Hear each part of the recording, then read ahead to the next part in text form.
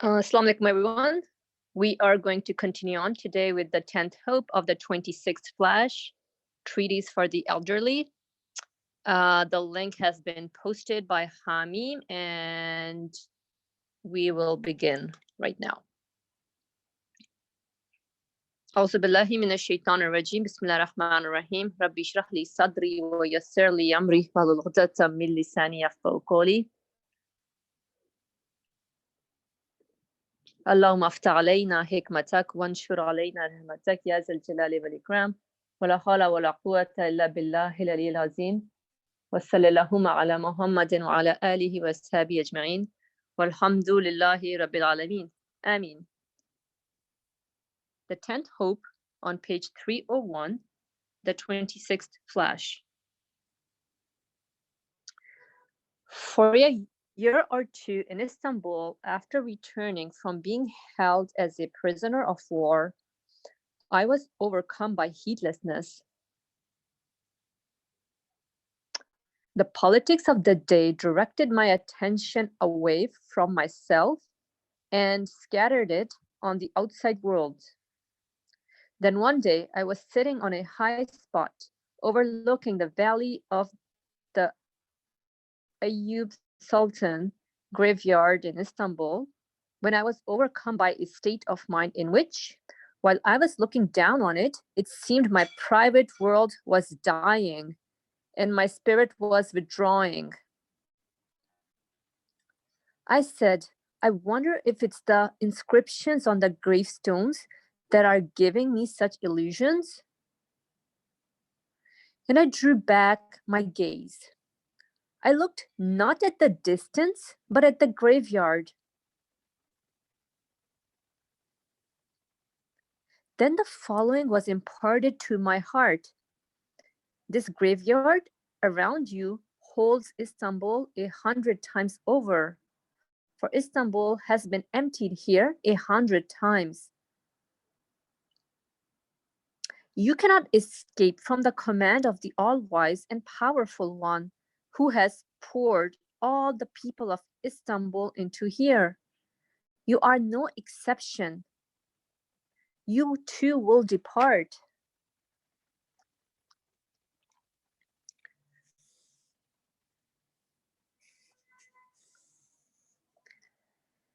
I left the graveyard and, with those awesome thoughts, entered a small cell in Sultan Ayyub Mosque, where I had stayed many times before. I thought to myself, I'm a guest in three respects. I am a guest in this tiny room. I'm also a guest in Istanbul and a guest in this world. A guest has to think of the road. Just as I shall leave this room, so one day I shall leave Istanbul, off the road. So one day I shall leave Istanbul, and yet another day I shall depart from this world. Just as I shall leave this room, so one day I shall leave Istanbul, and yet another day I shall depart from this world. While in this state of mind, my heart, was overwhelmed by a most pitiful, grievous sorrow. I was not losing only one or two friends. I would be parted from the thousands of people I loved in Istanbul. And I would also part from Istanbul, which I also loved much. And just as I would be parted from hundreds of thousands of friends in this world, so I would leave the beautiful world with which I was captivated and I loved. While pondering over this, I climbed once more to that spot in the graveyard. I had been to the cinema from time to time to take lessons, and just then all the dead of Istanbul appeared to me to be walking around, like the cinema shows in the present the images of the past. All the people I could see at that time appeared to be corpses walking around. And all the people I could see at that time appeared to be corpses walking around. My imagination told me some of the dead in the graveyard appeared to be walking around as though on the cinema screen. So you should see the people of the present who are bound to enter the graveyard in the future as having entered. They too are corpses walking around. Suddenly, through the light of the Quran and through the guidance of Ghasal Azam, Sheikh Gilani, my grievous state was transformed into a joyful one.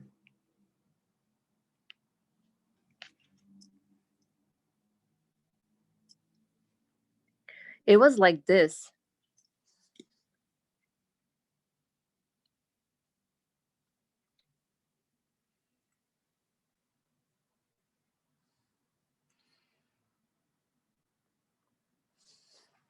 The light proceeding from the Quran gave me the following thought.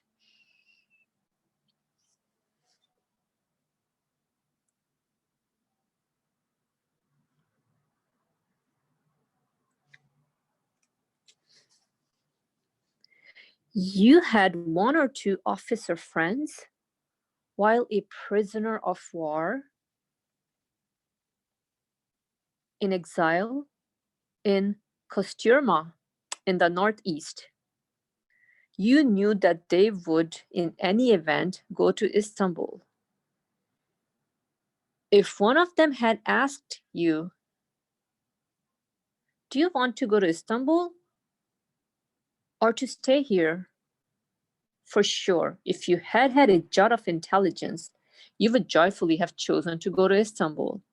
For out of 1,001 friends, 999 were already in Istanbul. Only one or two remained there. And they too would leave. Going to Istanbul for you would not be a sad departure and sorrowful separation. Moreover, you have come here and were you not happy to do so? You were delivered from the long dark nights and cold, stormy winters in that enemy country. You came to Istanbul, a worldly paradise.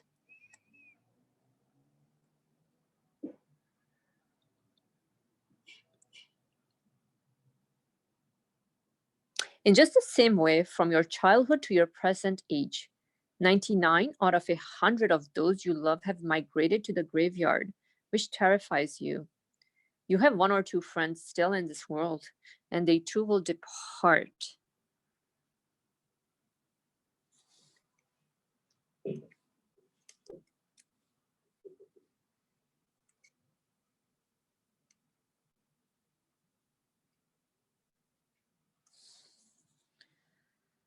Your death in this world is not separation.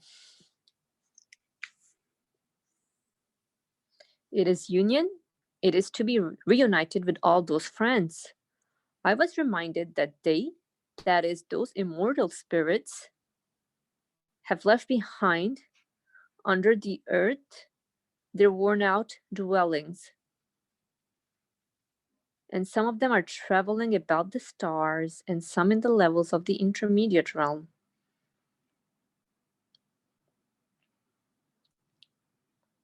Those immortal spirits have left behind under the earth their worn out dwellings, and some of them are traveling about the stars, and some in the levels of the intermediate realm. Yes, the Quran and belief prove this truth so certainly that you should believe it as though seeing it if you are not entirely lacking heart and spirit, and misguidance has not suffocated your heart.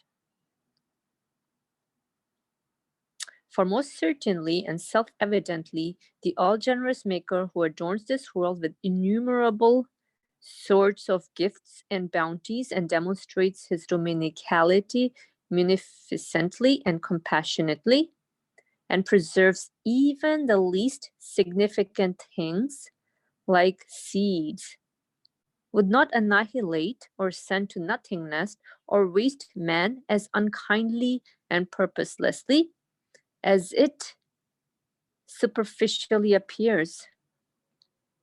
For he is the most perfect, comprehensive, important, and beloved among his creatures. Rather, like the seeds a farmer scatters on the earth, the compassionate Creator temporarily casts that beloved creature of his under the ground, which is a door of mercy, in order to produce shoots in another life.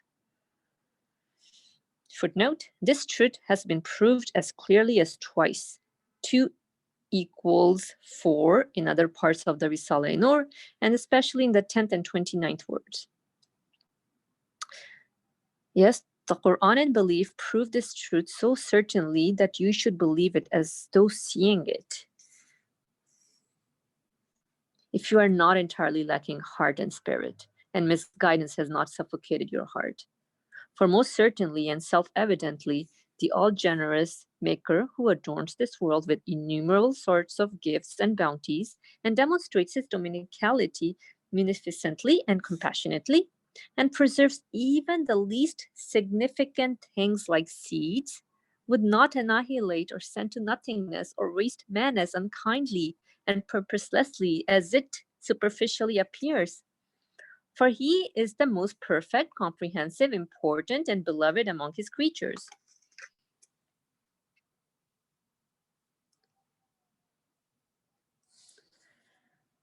Rather, like the seeds a farmer scatters on the earth, the compassionate Creator temporarily casts that beloved creature of his under the ground, which is a door of mercy, in order to produce shoots in another life.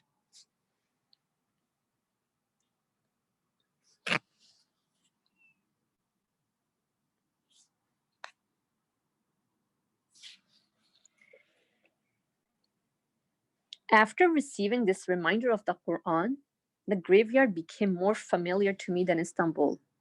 Solitude and retirement became more pleasurable to me than conversation and company, and I found a place of seclusion for myself in Sarrier on the Bosphorus. There, Ghasl Azam, may God be pleased with him, became a master, doctor, and guide for me with his Futu al-Ghaib, while Imam Rabbani, may God be pleased with him, became a companion, sympathetic friend, and teacher with his Maktubat, letters. Then I was extremely happy.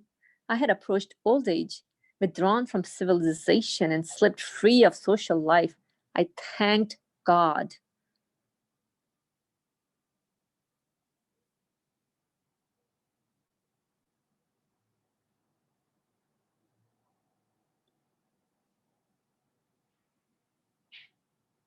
O respected persons who have entered upon old age and who frequently recall death through its warnings, in accordance with the light of the teachings of belief taught by the Quran, we should look favorably on old age, death, and illness, and even love them in one respect.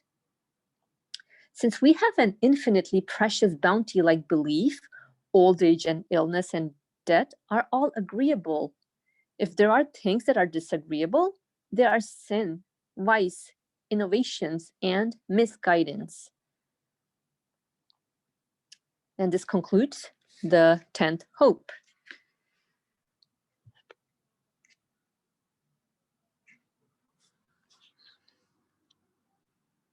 All I have to say about these reflections that are shared by the author here, it's very experiential, it's very clear, it's very applicable to one's reality here. It resonates with the human spirit. I mean, it's it's real, it's true, I would say, in terms of really if one was to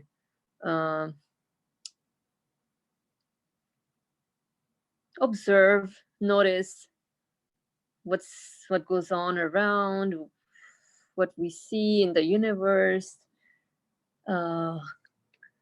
things are brought into existence, and we are all gradually subject to change, dying. It really looks like a guest house, um, where people are checking in and then, just staying in for a while and then checking out. And we ourselves are in the guest house as well. We've checked in, checking in every moment, and then are ready to depart soon. And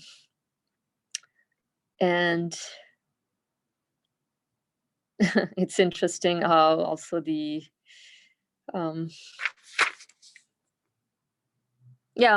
author shares in that what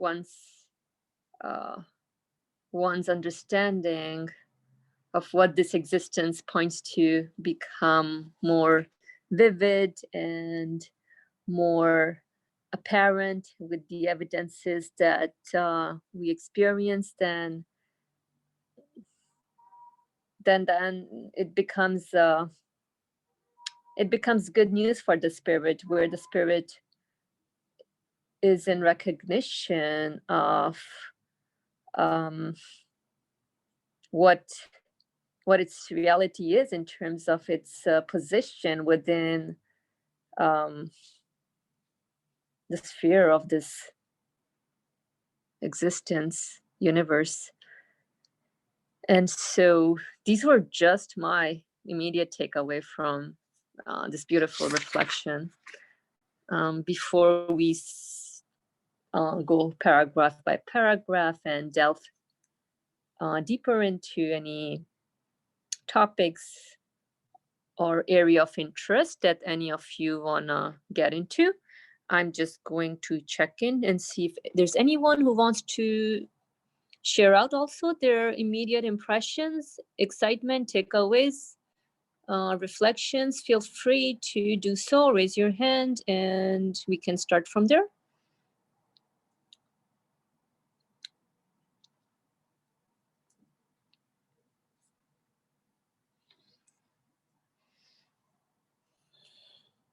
Beza, go ahead, please. I guess just to get the ball rolling. I think as it has been with these different hopes, generally they're more on an emotional sphere, and rather than reasoning or logical conclusions per se, or how to get to a certain end, it seems more about what this state of being the author, a very human state of being the author finds himself in. And then there's always this shift within the text where first he usually begins with describing, in a way, the despair of the situation that he finds himself in. And it's not so much the specifics of the situation, but rather, when I look at myself, just as he's a guest in three respects, I too am a guest. I can easily just say I'm a guest in this tiny room that I'm in, and then I'm a guest in the particular location I live in. I'm a guest in this world as well, and I too shall depart. So there's the initial like setting of the sphere, if you will, of this kind of despair or reality that he finds himself face to face with, and then there's a shift in the not in the tone, but rather there's a shift in this um, remedy that he finds is offered to him, which kind of changes the dynamics of the situation for him. And I think like as you said as well, Fariha, like it's a lot of experiential stuff, and something that only resonates can only resonate with the human spirit. It's not like you can't really necessarily like put it down into like I don't know, numbers or data or whatever. It's more about you either experience it or you haven't. And the conclusions or the result that he comes to at the end, when I look at my human spirit, I say yes, like this sort of solution also resonates with me. And again, emphasizing on the fact that like it's not necessarily of how to get there per se, but rather that the feeling of this, you know, um, remedy resonating with me, with my human feelings, um, and fitting the expectations that I find within myself. Because in the initial state, it's the expectation of eternity in a way that I find within myself, where I'm face to face with this transience of this world, yet, you know, being separated from the things that I love. Um, so that would be my initial takeaway.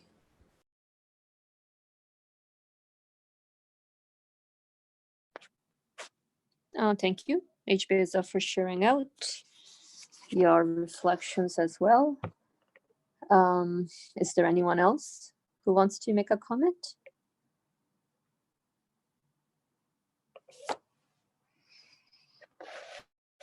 Okay, so at any time, feel free to raise your hand. I Ali Murmur, go ahead, please.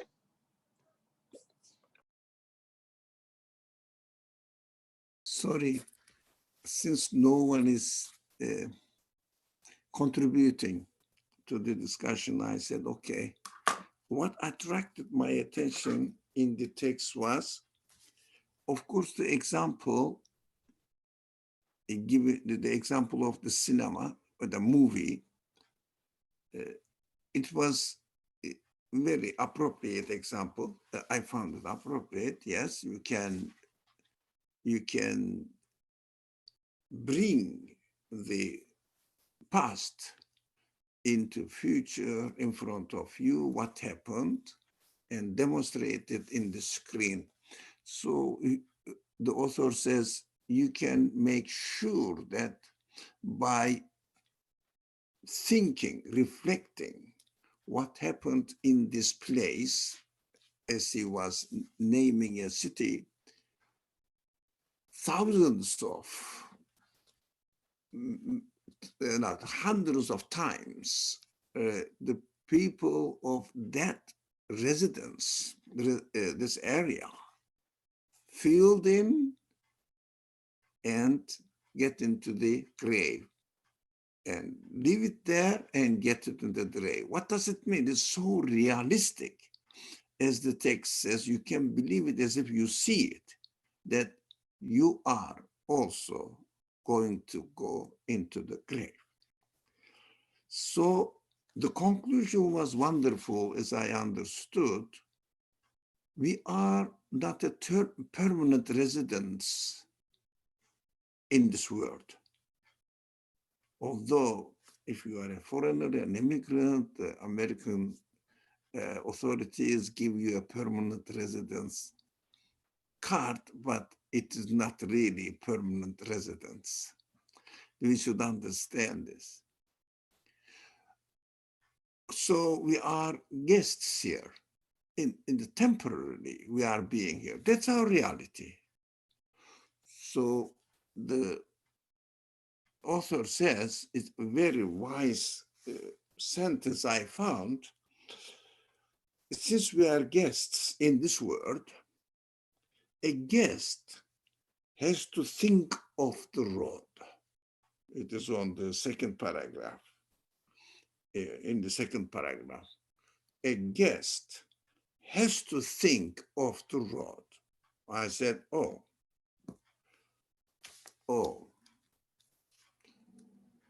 I have to think, that's correct, of the road. So the author argues, what is the road? He says, I listen to the Quran, I listen to the students of the Quran, name some of them.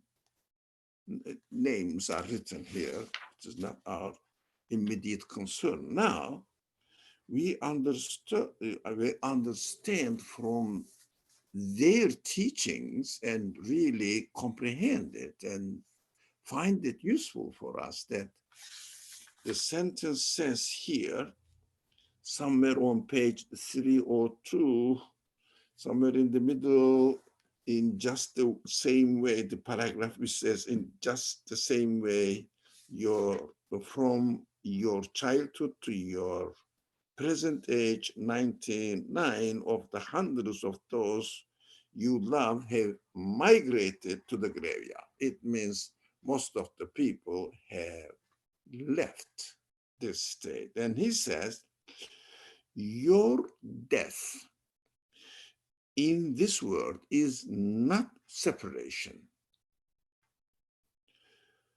It is union. It is to be reunited with all those friends. Now, it is the conclusion. It is the conclusion that the author has reached after listening to the Quran, listening to the students of the Quran. What do we make out of this statement that the death is union? What are we uniting with? That was my question. And also reuniting with those people, people whom they loved in this world, because you share the same feelings, so they were your beloved friends. So how are you going to reunite with them? Because of the source of this loving point each other are the same. So you will be together with those people if you realize that the death is the way of union with the one who gave your life on this earth. It means we are guests, but we didn't come to this guest house, which is this world, on our desire, on our preference.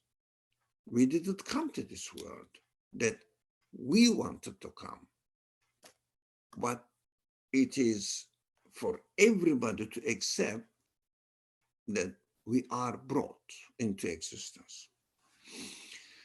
And we are endowed with, equipped with many different human feelings, understanding capacity and everything, the human side.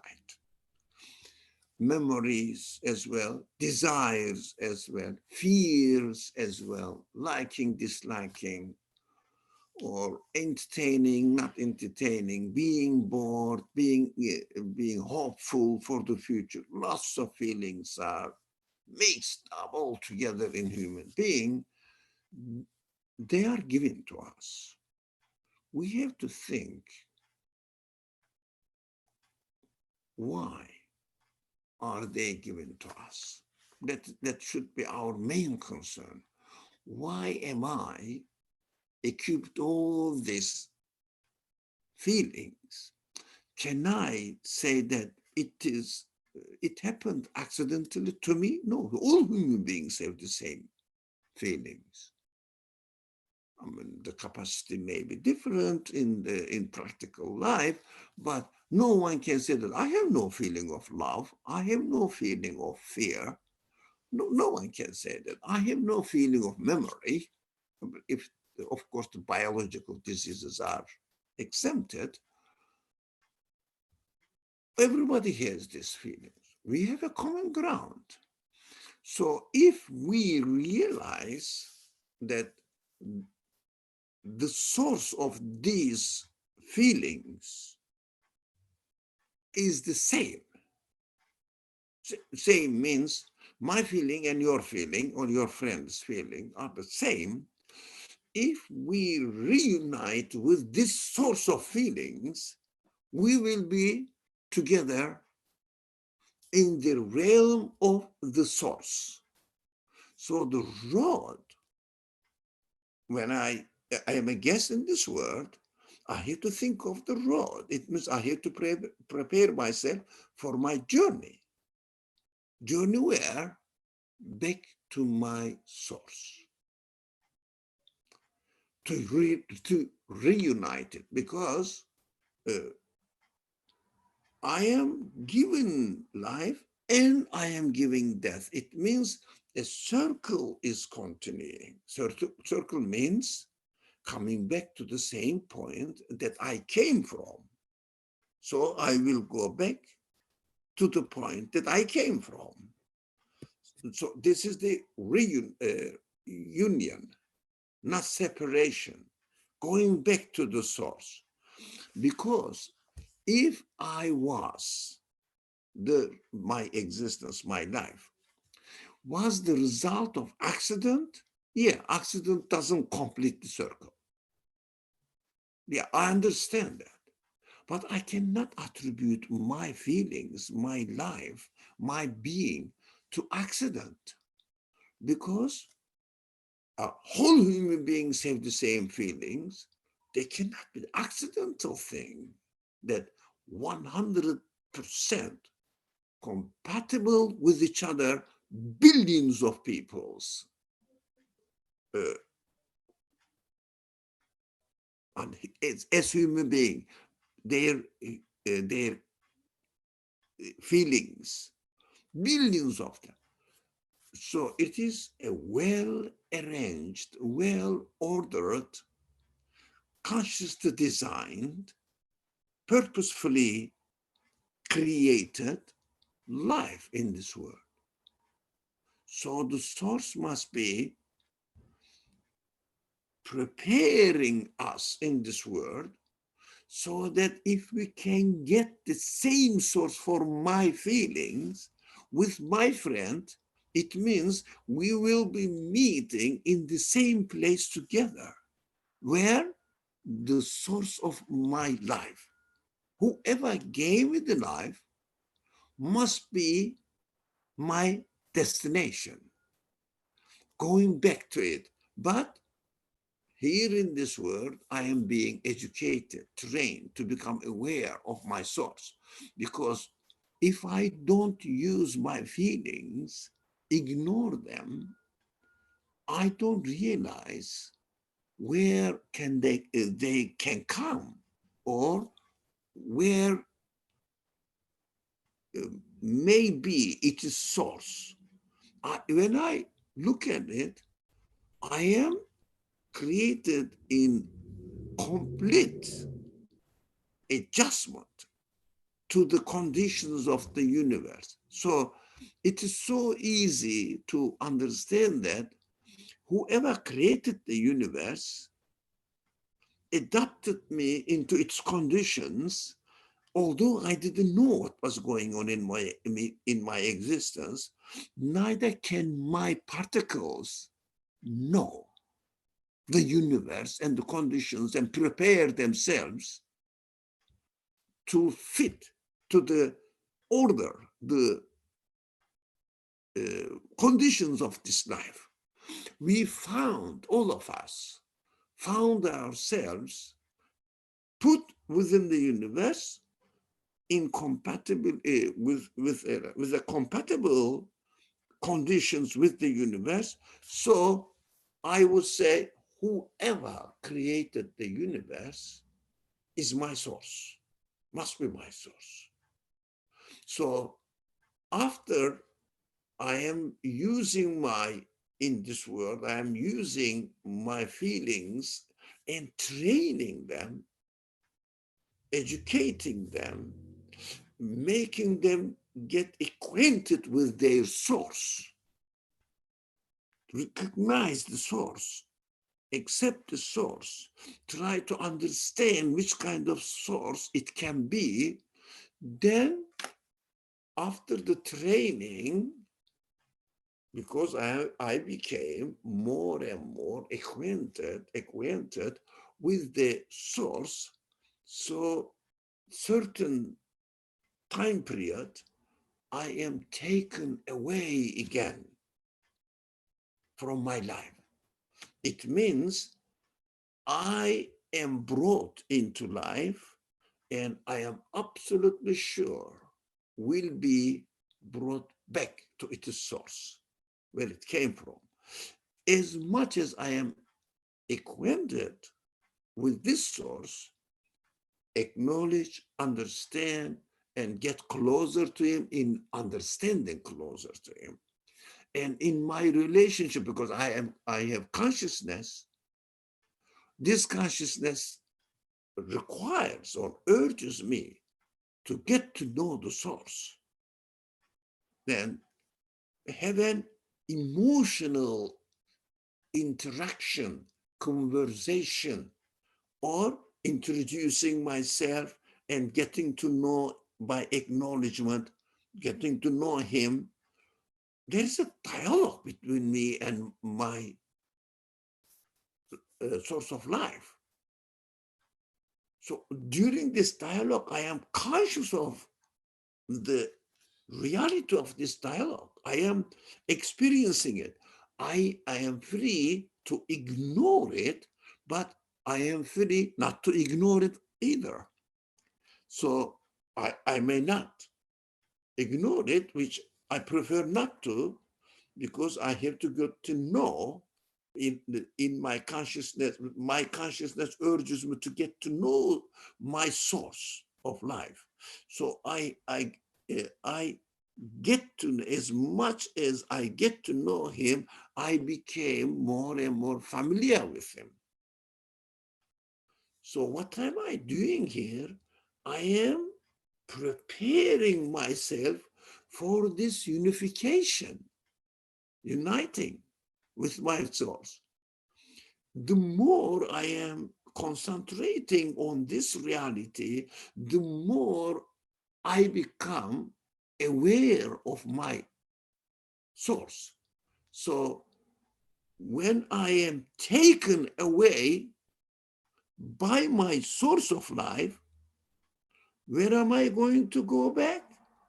There is one way. Go back to my source of life. If I am acquainted with it and trained my feelings to get to know which kind of source it is, the more I know, the more I become familiar with him. So that is the relationship that I have to concentrate on while I am in this world. How can I get to know my source through the senses he gave me to get to know him and become acquainted with him and become and establish from my side a loving relationship. Loving relationship is the purpose of my existence. I understand, because if I don't love my source of existence, what else I am expected to do in this world? I don't understand. All they are pointless. Get to know him, and the more you know, and if you are appreciative of, grateful to the feelings that he gave you, then the more you become aware of the quality of your feelings, the more love ignited within yourself will be. So you become acquainted with it. Those who are aware of their source is the same source, whoever gave the life to us. In the same source, it means we are going to meet in his house together again after my death. That is what the Quran is teaching. And the Quran says this is worship. Worship means having loving relationship with my source, getting to know him and appreciating him. For example, we know that our sources are so precious. Our feelings are so precious. No one wants us to lose one of his feelings. It is priceless. Do you want to, for example, kill any sense within you at any expense, or get rid of it at any expense? No, everybody wants to feel love, fear, hope, anxiety, whatever, everything, so that we will be really training ourselves here within the universe, within this world, as much as we are interacting with them, because all the world and me are given existence by the same one, same source, because I am just completely in contact with the universe and everything matches. It is, I am fit in this world. Not myself, I am given this life condition by my source. So we will be meeting in the source of the universe. As much as we get to know him, we will be acquainted with him, we will have a loving relationship with him. That is called, to me, in the language of the Quran, worship. Loving relationship with your creator, acknowledging and appreciating, and of course being grateful to him. That's what I understood from this this death is death. Your death in this world is not separation, it is union. It is to be reunited with all those friends. Who are our friends now? It is clear, isn't it? Those who have shared the same purpose as I did, who have become acquainted with the same source as I did. So we will be united, reunited, because we united in this world on a temporary base, but reunited in this world, reunited again by meeting in the same source. But we shouldn't forget, as much as we acknowledged, we became aware of it, and having established, as much as we establish a loving relationship with him, it means through worshiping him. Worship is this relationship, loving relationship with the source, and being grateful to him, acknowledging him, admitting and training your feelings in order to get to know their sources better, as long as we live in this world. That is called, again, I'm repeating this word, worship. So, of course, this worship must have different forms, and because the word is not only the word is my being doesn't consist of my mind only, my feelings, my body, the things around me that I am acquainted with, using them, air, light, and other, for example, food, clothes, etc.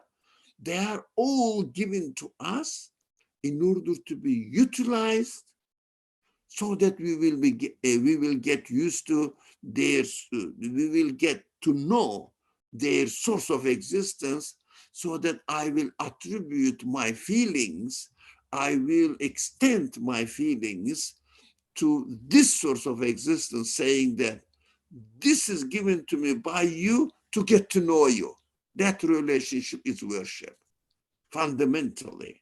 But of course, the forms are, mind's worship is different, thoughts worship is different, sorry, feelings worship is different, body worship is different. My physical interaction of the rest of the world, whatever I got into, how my establishing the consciousness of the common sources between these objects and me is different, so that I should know with this consciousness that, look, you are employed to serve me. That's why I'm using you by the same source as he created you and he created me with in need of you.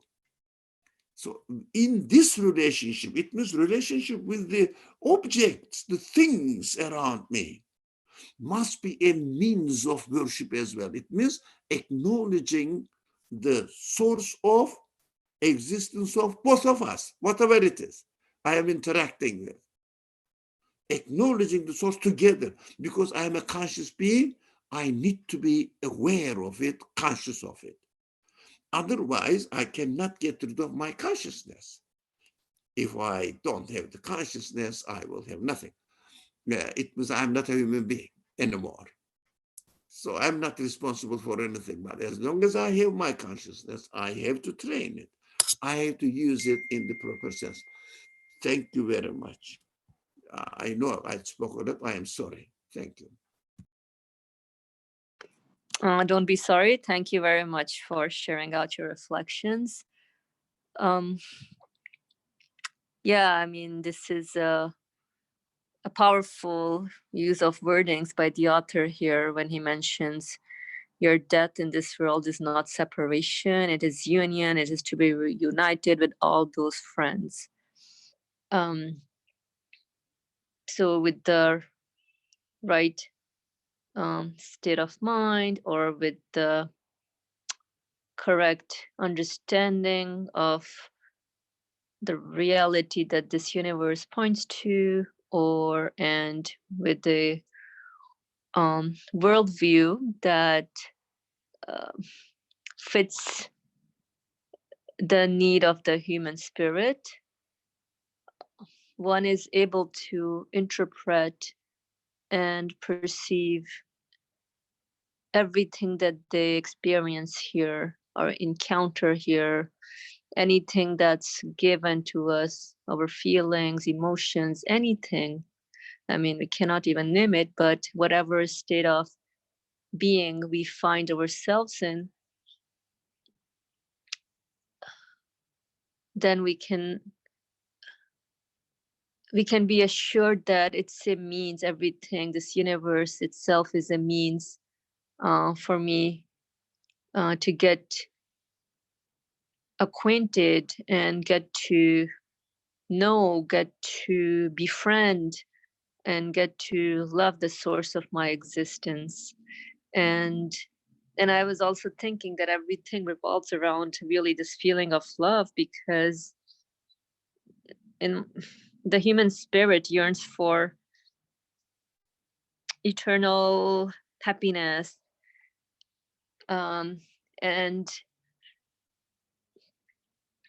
the way the universe is set up here is nothing provides that, or nothing can satisfy that eternal need for an eternal um, beloved, if you can say it that way. So yes, I do um, love this universe. I do love. I find myself loving everything that I interact with, but at the end of the day, my consciousness is aware that things in and of themselves, including myself, we are all subject to departing. Um, but what remains with me is really this recognition of um, what these feelings, experiences that I experience, all of that, what that points to, where is it leading me towards, what kind of news is it uh, connecting me with, in terms of connecting me with the source of my existence. So um, yeah, it's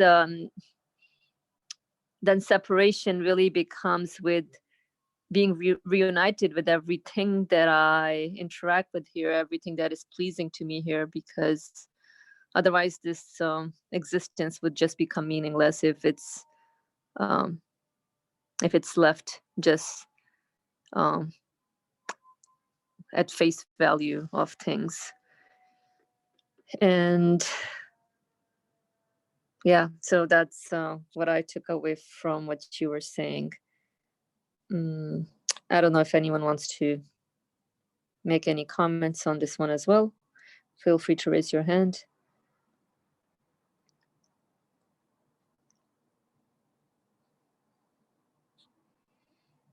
Let me see. There was something on the chat box. Yeah, Asim said wherever one came from, one goes back to that source. Asim, do you want to add something here? Yeah, that was earlier on when Brother Ali was speaking. So some of my comments also, let me see, how in the first paragraph, the last sentence of the first paragraph, he was talking about the author. You cannot escape from the command of the all-wise and powerful one who has poured all the people of Istanbul into here. You are no exception. You too will depart. That pretty much stood out for me in terms of, when he goes on later on in the other paragraphs, because whatever city, Istanbul, it may be Chicago, New York, Los Angeles, whatever it may be, or wherever you are, that just represents, to me, something that is your social life, your interactions that you are going through. And, he's seen that based on the example, which is pretty vivid, as Brother Lee was mentioning also. I thought that also was about the cinema, when you see like old movies and you see characters and as if they're walking, and you can get your imagination, based on how, many of those are no longer there. Same thing with, the cities, your residence, wherever you are, hundreds of years ago, what was that? Somebody else was there, your workplace, your school, whatever, everything. If you really think about it, how many times this has been recycled and for different generations. So that was pretty, it's intense in terms of if one gets to think about that. And also, this is a new way of looking at, the graveyard also as a reminder, how, just on a side joke, basically in here, based on, if there's a graveyard in the location, practically the real estate price goes down a little bit because it's something that people don't want to be close to, or they don't want to be reminded of.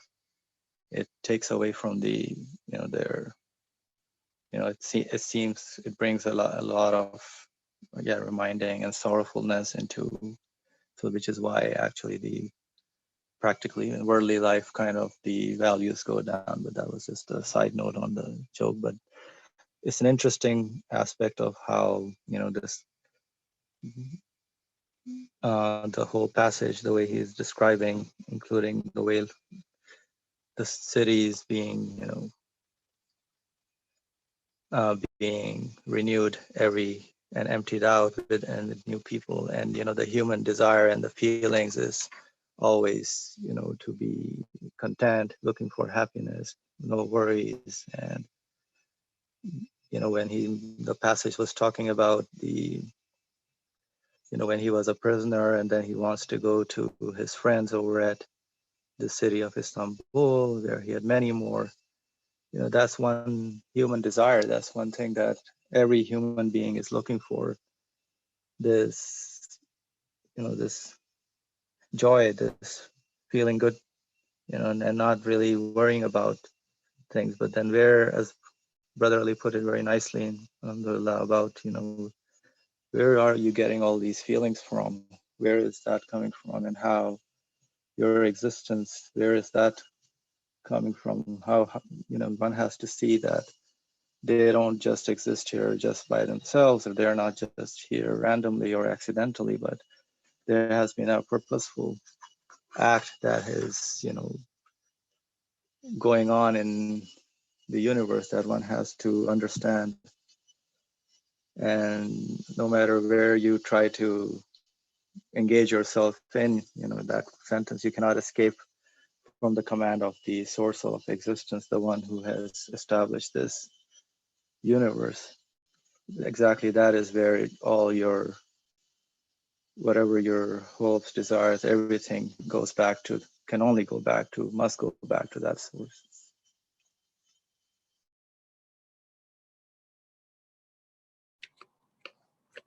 Thank you, Asim, for sharing out your comment. Indeed, the human being really wants to run away from facing reality. That's a given, and I mean, and we're free to do that. But then sooner or later, it becomes very obvious. It's like a student not attending the class, and obviously he's not going to pass it, so he's postponing his own graduation. He'll remain in the school, but then he's gonna keep repeating the class. But everyone knows that um, one has to graduate, so why are you postponing your graduation? So yeah, like the example you were given, it's very obvious. Like human beings, we don't want to face reality, we just want to run away from it. It's there, the consciousness is there, but we choose to lock it up a little bit for a while, rather than utilizing it as a means to really get to know um, and become aware and establish a bond, connection with the source of existence that's bringing about all these feelings of separation, not wanting to die, and all these feelings of wanting everlasting everything. Yeah, so everything is it's like a mail coming in, but you're not opening the letter. Just open it, read it, and ponder over it. So even our feelings, there are messages, there are message bearers, they're saying something, so we need to read them, just like we open up our text messages, emails, right? Same thing, same goes with the human being, the endless feelings and emotions that we are bombarded with. Oh God, it's just mind-boggling. So need to keep reading those, and be in sync with our true human nature. Let me check in to see if anyone has their hands raised up.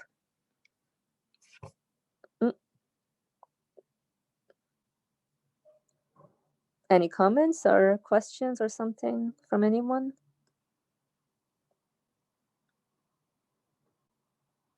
Feel free to raise your hand. HB-san, go ahead, please. Yeah, I would thank you for the discussion so far. It's been very interesting to listen to. I was thinking about this, not second to last paragraph, but the one before that, where it says, yes, the Quran and belief prove this truth so certainly that you should believe it as though seeing it, if you are not entirely lacking heart and spirit, and misguidance has not suffocated your heart. I was just thinking about the word choice of the author here, believing as though seeing it. I guess that ties in with the experiential aspect of it that we've been discussing. And then the part about not entirely lacking heart and spirit and misguidance has not suffocated your heart. So I guess like I was trying to make sense of this, and misguidance has not suffocated your heart. I guess for that aspect, I understand it as hopelessness or despair, as if like the situation I find myself in, that there is no remedy to it. But I'm not. I wonder if lacking heart and spirit also tie in with the same as that, or if there are other alternative ways or things the author here is potentially alluding to, but I do see another hand up, so I'm just gonna leave. Muhammad Said, go ahead, please. Yeah, about the same paragraph. I was also thinking over it. The question I had in my mind was a little different than what Hatija was saying. Is he comparing the journey of a seed with my journey in this world? When Hatija said to mention about those lacking heart and spirit, then I realized that he's not really comparing, but as far as I know, in the scripture, this world is presented to the reader as a place for human being, which means like everything specifically designed for human being to help human being, to serve human being. And from that perspective, if a seed is not being wasted, how come a human being can think of himself as going to be wasted? Like, if everything else is designed to serve the human being and nothing is being wasted around him, so how can a human being think of himself as going to be wasted? I think so. That was something interesting for me.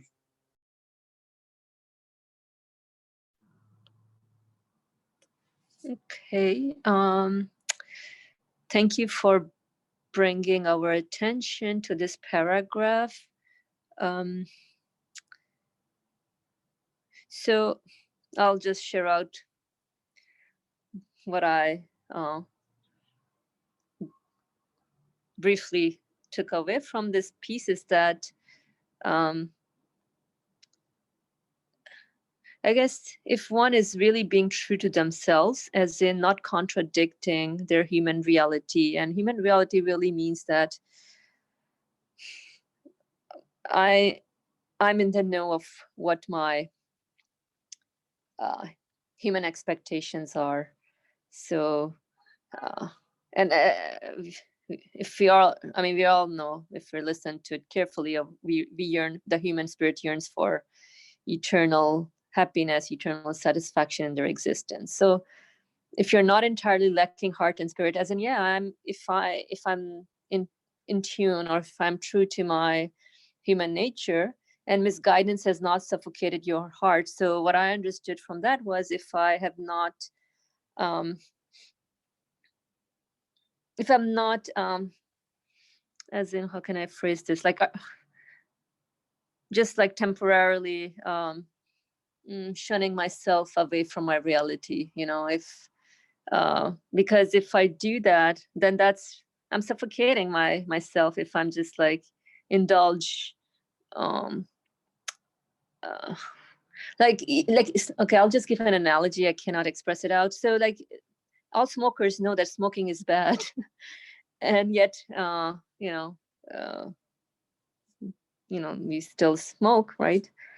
But so and then it becomes then a habit. So misguidance has not suffocated your heart. So you are in the know that I have to be true to my human reality, and yet I'm at the same time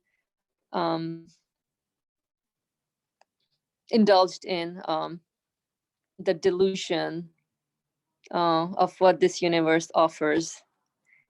And yes, definitely, Asim, there is free will and choices there in that decision. Okay, so that's what I understand. So and the other part about then that a seed is not wasted. Yeah, definitely. A seed is, I mean, definitely created or given existence for a purpose, as in we see the end result, a tree that bears fruit. in any ways,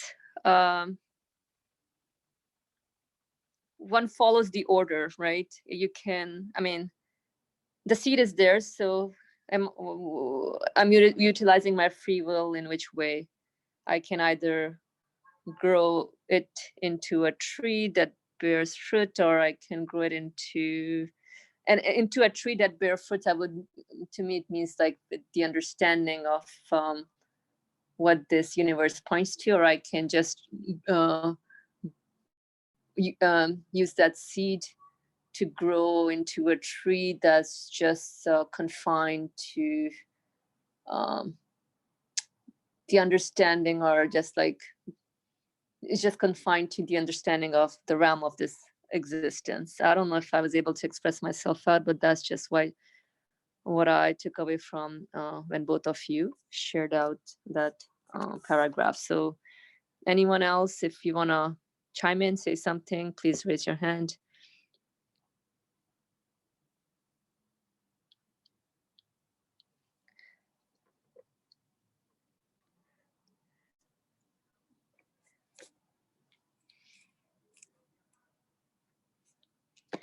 If at any time, if anyone wants to make a comment on this, that paragraph that is highlighted right now, what your understanding is about, yeah, that paragraph, feel free to say out what you took away from it.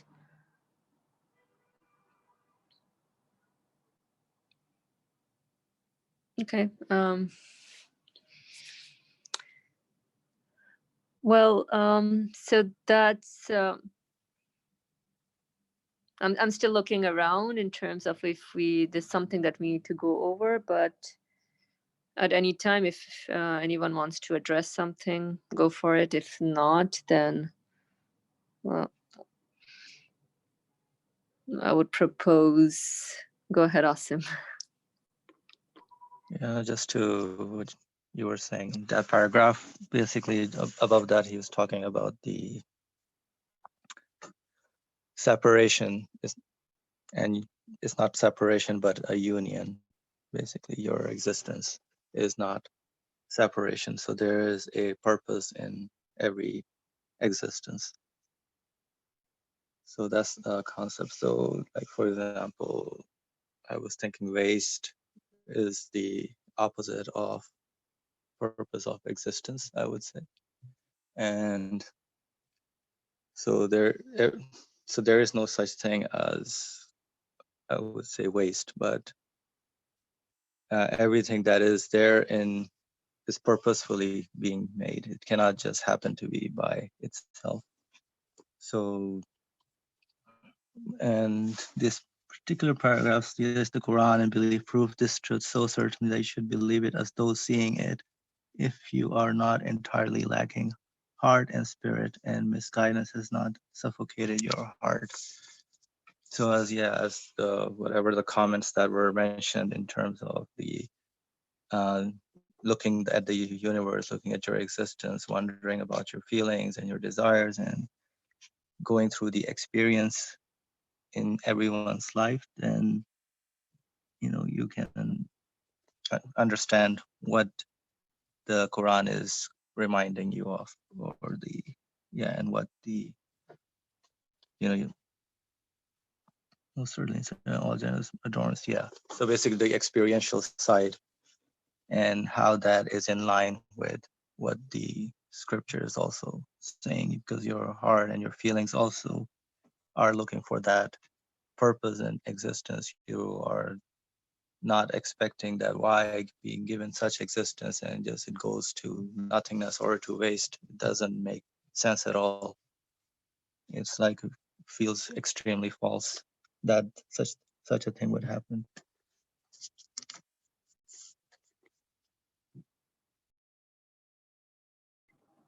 Thank you, Asim. Is there anyone else who wants to make a comment?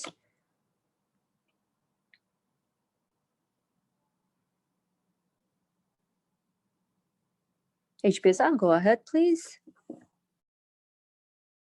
Yeah, I might be jumping around a little bit as usual, but I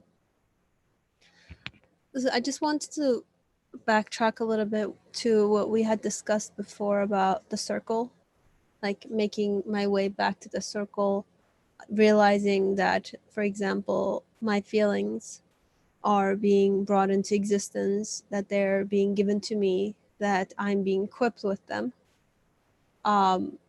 And kind of me coming back to the same source in my experience of my existence in my life and in my death. And that, you know, how I cannot attribute it, the moment, if I attribute my feelings to either accident or to the apparent causes, then it prevents this circle from taking place. So I kind of want to apply this framework to the same paragraph that we had just been talking about the seed, um, and how the circle, I guess, represents in a way the interconnectedness of the way I find myself feeling with my existence, with the rest of everyone who exists, with the rest of the existence of the universe.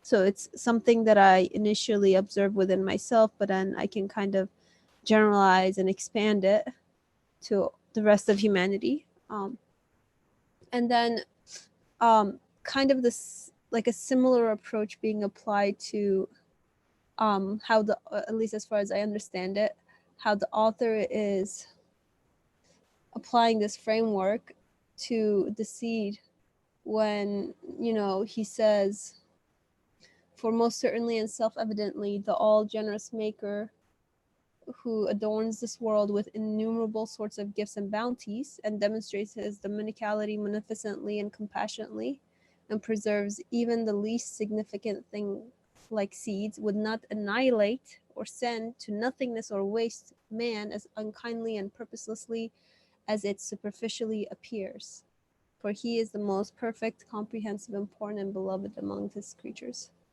Um, you know, I guess for myself, emphasizing again these, um, the interconnectedness of what I find myself, or the state I find myself existing, but the feelings I find existing within me that are being given to me, and utilizing them in alignment with the way I experience or I observe things to exist in the universe. Because I can't isolate or cut off my own existence or my own life from um, anything else really that exists around me. So we're we're interconnected. Thank you.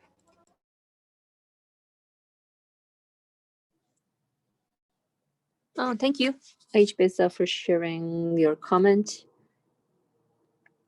Definitely, yeah, we are all interconnected in terms of, or as far as our feelings and emotions are concerned, in terms of like really what is the source of existence of it all, or what does it all point to. So yeah, um, like we use in these discussion in our createdness, we are all originating from the same source of existence and returning back to the same source of existence.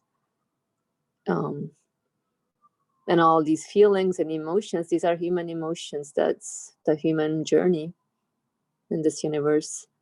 Human expectations. It's all pointing, has the same reference point. It's all pointing to a one that's giving it to us. Let's see if there's any more hand up. HBSA, go ahead, please. I see your hand up. Okay, it was from before, I would assume. Anyone else wants to make a comment, a concern, an impression or want to share out something, feel free to raise your hand. Ali Murmur, go ahead, please. I feel that this circle, completing the circle through our consciousness, awareness, not breaking it away, it means acknowledging our reality, is not taking place only once. It's not one conclusion that we understand that we are given existence and we will go back, or we will be taken back to our source, wherever we came from.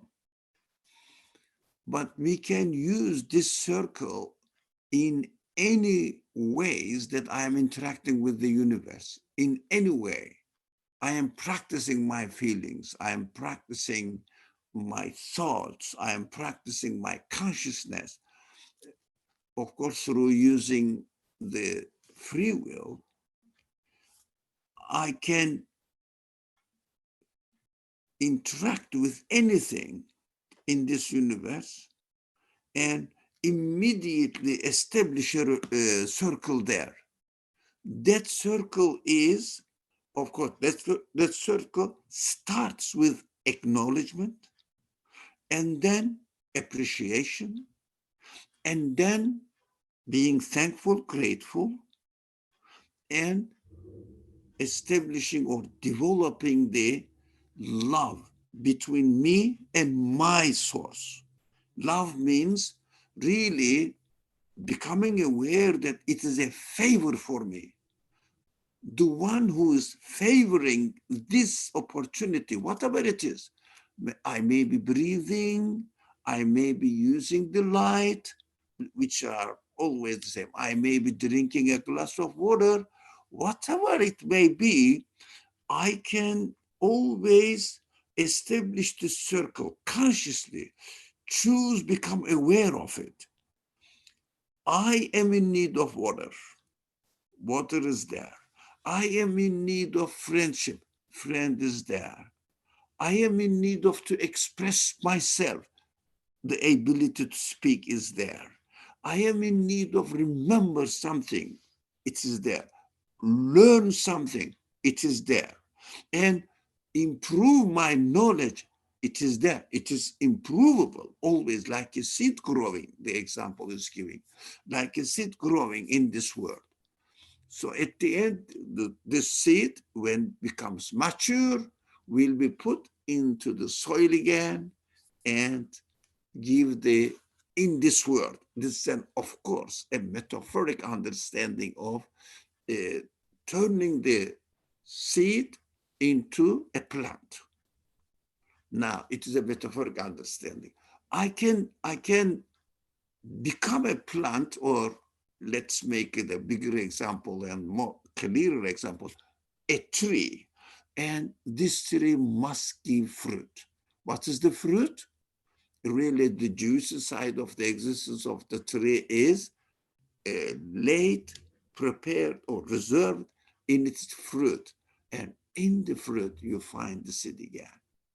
In this metaphor, of course, it means wherever I came from, my seed came from, I go to the same source again with it.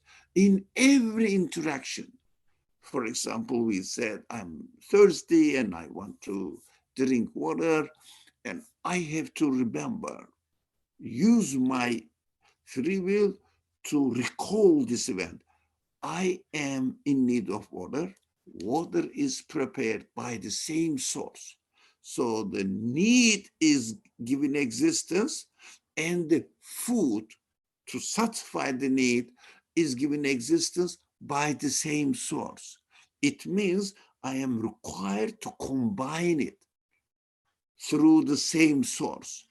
This combination, I will repeat myself, this combination is called relationship between me and my creator, between me and the creator of water. Example, simple example. You can apply to everything. For example, you may love your car, doesn't matter. Yeah, the beauty in the car, the usefulness, how convenient it is for you, of course, it is the result of the creator's order, prepared this order and gave it or presented to our service. So if we find out, discover it, and use it, we will say, this is the blessing from my creator. This is the gift from my creator. So use it as a means of acknowledging it and completing the circle. You came from here, I am returning back to it by acknowledgement.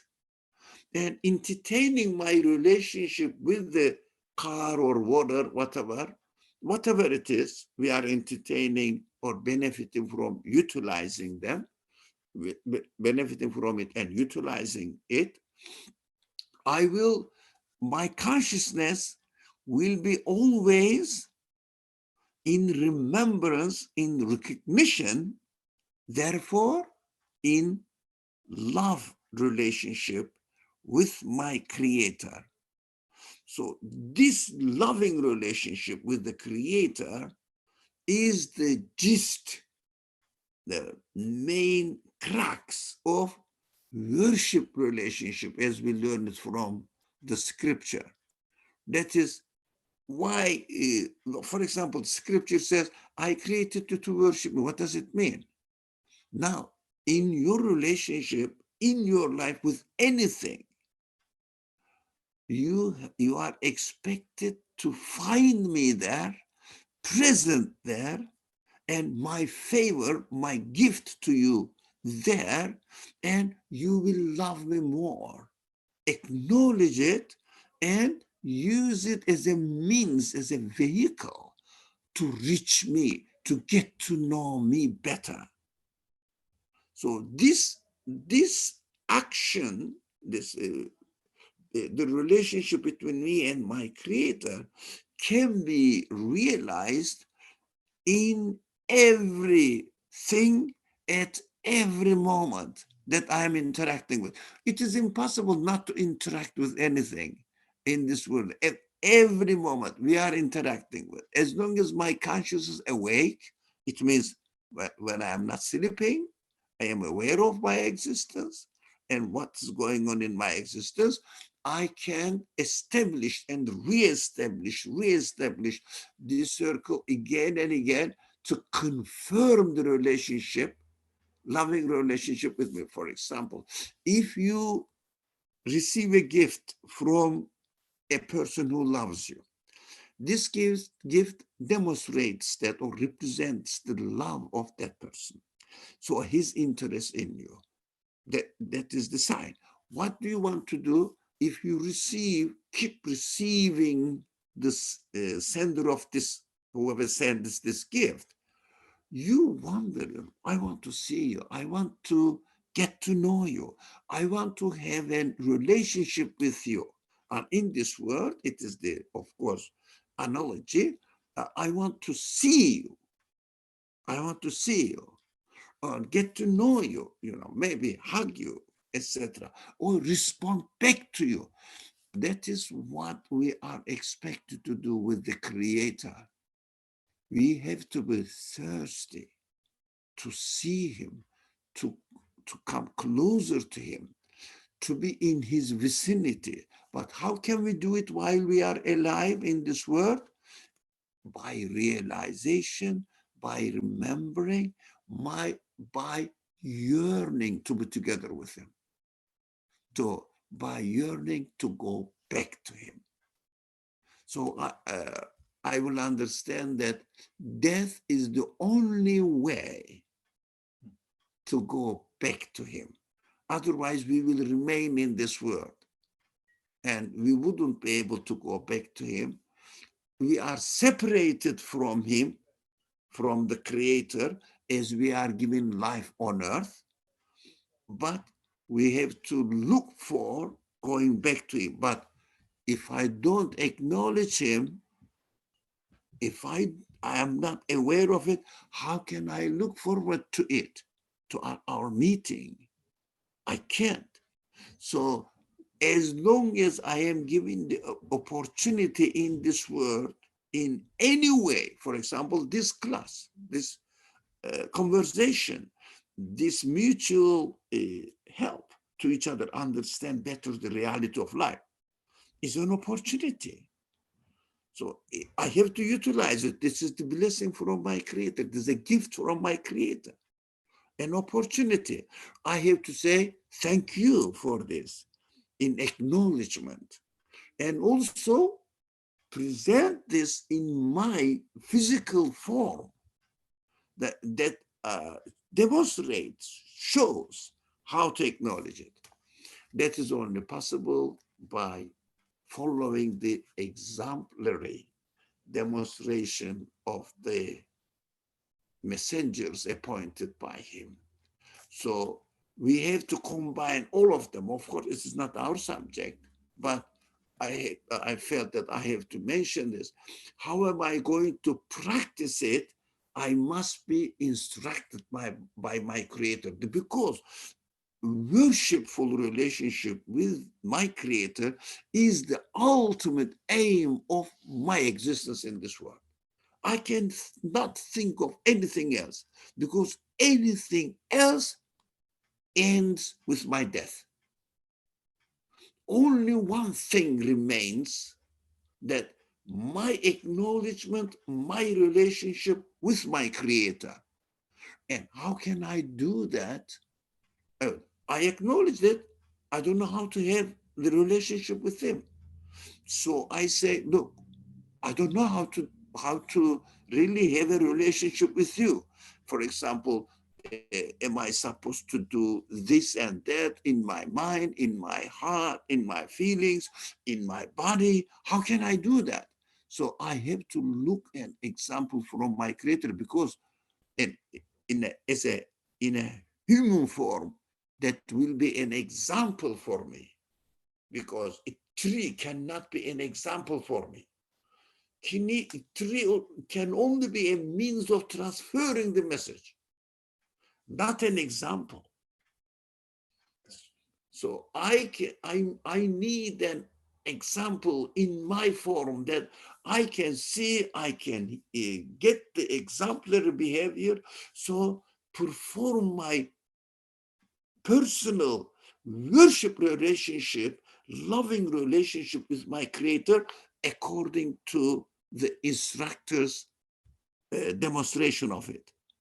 That is why we have to see the world not only with one or two dimensions, like me and the universe, and of course the intellectual and conscious relationship with my Creator, but at the same time, how am I going to establish this? And at the same time, there must be a further explanation of the purpose of the creation. You see, that we cannot live in this world only intellectual and emotional connection with the universe only. We cannot live in this world like this. Why? Because our need really goes beyond the limitations of the universe. I need, for example, a verbal explanation of my purpose. I need, for example, all the answers to my questions, human questions. Although the universe says your existence is meaningful, as anything in the universe, as my existence is meaningful, your existence also meaningful. Okay, it is meaningful.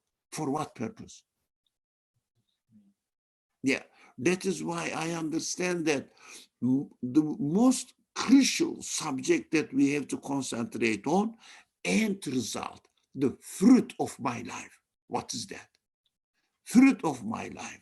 How can I really perform and exercise this fruit? So when I look at it, I need guidance. I need verbal explanations. I need instructors. I need other means, angels carrying the message continuously to me. And I need to realize that This life is not going, my existence in this world, yes, but my existence and my life, I feel that it must continue forever. So really we have to think of the world with together with different dimensions, not only me and water. No, me and the meaning in the existence of water. And what am I going to do with it? Instruction. Why? Why am I in this position? Yes, it is meaningful. What shall I do with it?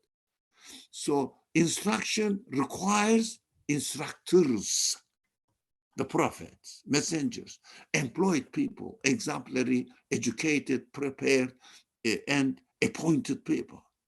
And then I will understand that by doing all this, after death, my life will continue in the presence of my source. It means eternal existence, akhirah. So we should try to understand a wider view of the universe, not only physical existence and the meaning in the physical existence. Yes, they are important, but more than this, what human beings require. We have to be aware of this need as well and look for the solution. Sorry, the time is really up. I'm sorry. Thank you. Thank you for sharing your comments, Ali Murmur. Let's see. What is Asim asking? What is the circle being referred? Recognizing, remembering, and yearning to be with my creator. Yeah, maybe I'll add on also like the source of existence of our needs, how that need is met. It's a constant circle, like how are things coming into existence, and where am I going, kind of thing, or the meaning that I extract, which points to its source of existence, which points back to its source of existence. So this is what I understood from the circle of what is being referred to, but I'm not sure if anyone else had something else in mind about this. Feel free to say out. Okay, more or less, I would say this was it. Okay, so we are really at 4:40 right now, so we're going to stop here for today. Thank you for all your comments, contributions. Alhamdulillah, very beneficial discussion. This is an ongoing journey, and next week, let's see what the author is going to share with us in terms of a spiritual awakening. He's going to share that one out. So until next time, Bismillah ar-Rahman ar-Rahim, Subhanaka la ilma lana illa ma 'allamtana, innaka antal alimul hakim. Glory be unto you. We have no knowledge save except that which you've taught us. Indeed, you are all knowledgeable, all wise. Wa akhiru da'wahum anil hamdulillahi rabbil alameen. Bihurmati sirah surat al-Fatiha. Ameen. Okay. All right. Jazakallah khair, everyone. See you all tomorrow. Assalamu alaikum. Let me see if I stop.